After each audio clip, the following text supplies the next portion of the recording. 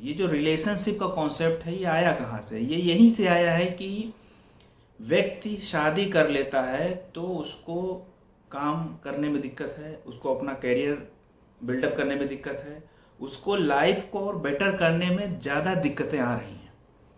ये वो देख भी रहा है, महसूस भी कर रहा है और एक्सपेक्ट भी यही कर रहा है कि उसके साथ भी ऐसा हो सकता है।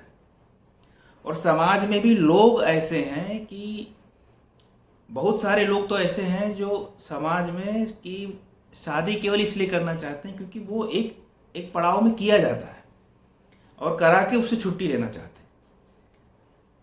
और मैं तो कहूँगा कि ज़्यादातर ये लड़कियों के लिए लागू है।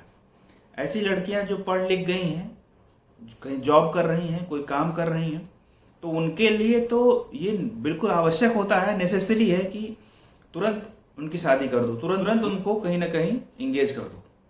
अब ऐसी स्थिति है, इसी कारण से जो यंगस्टर्स हैं वो बीच का रास्ता चुन रहे हैं, वो रिलेशनशिप को पसंद कर रहे हैं, उधर जाना उनको इजी लग रहा है, कैरियर भी बना पा रहे हैं और आगे की जो फैमिली प्लानिंग है उसको कैसे करना है, क्या करना है, इसको भी टाइम दे पा रहे हैं। तो जो ये रिलेशनशिप का कॉन्सेप्ट है वो वास्तव में दिख तो रहा है कि यंगस्टर्स फॉलो कर रहे हैं, लेकिन अगर सही तरीके से इसको देखा जाए तो ये भी एक थोपी गई व्यवस्था है। ये एक ऐसी व्यवस्था है जो उन लोगों के द्वारा लाई गई है जो डायरेक्टली या इनडायरेक्टली लोगों को रोक रहे हैं, यंगस्टर्स को रोक रहे हैं, प्रगति से रोक रहे हैं, नई सोच के लिए रोक रहे हैं। लोग ये चाह रहे हैं कि जिस तरीके से उन्होंने अपनी फैमिली प्लानिंग की है सामने वाला भी वैसे ही फैमिली प्लानिंग करे, तो ये भी एक कारण है। और रिलेशनशिप्स में जो लॉस का प्रमुख कारण है वो एक ही है, वो ये है कि जो मैं सोचता हूँ, जो मैं समझता हूँ, जरूरी नहीं है कि वैसी ही समझ, वैसी ही सोच सामने वाले की है। मानसिकता और प्रेफरेंस, आप सोचते क्या है, आपकी मानसिकता क्या है और आपकी प्रेफरेंसेस क्या है, आप किस चीज को वैल्यू देते हो, ये दोनों बातें रिलेशनशिप्स के बिल्डअप में एक आधार है, एक बेस है। रिलेशनशिप्स सक्सेसफुल भी होती है और रिलेशनशिप्स सक्सेसफुल नहीं भी होती है।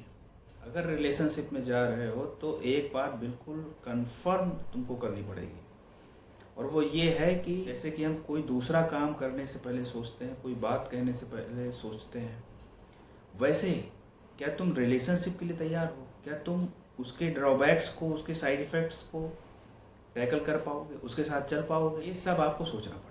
ठीक वैसे ही जैसे हम बाकी की काम जब करते हैं तो उससे पहले सोच लेते हैं कि इसका रिजल्ट क्या है, ये किस दिशा में जाएगा, कहाँ एंड होगा, ये सही है या नहीं सही है, ये सब हम सोचते हैं और काफ़ी लंबे समय तक सोचते हैं, उसके बाद डिसीजन लेते हैं। ठीक ऐसे, बिल्कुल ऐसे रिलेशनशिप का जो सबसे बड़ा लूप होल है वो यही है, उसमें आप सामने वाले के नेचर का पता नहीं कर पाओगे, सोर्स नहीं पता कर पाओगे।